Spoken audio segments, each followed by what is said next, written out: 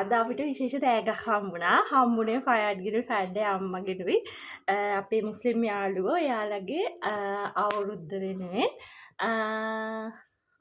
එයාලා හදපු වටලප්පන් ගෙනත් දුන්නා. බලන්නකෝ.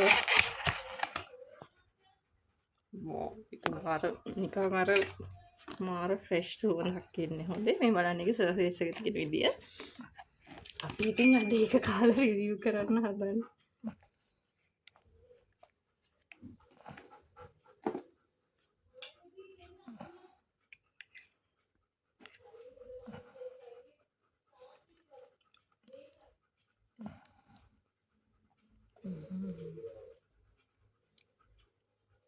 ඇත්තට මේක රසයි.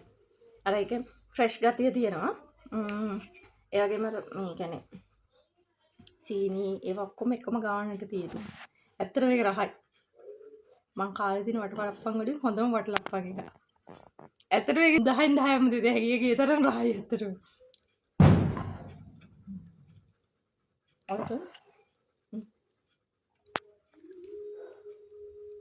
ඉතින් thank you for aunty.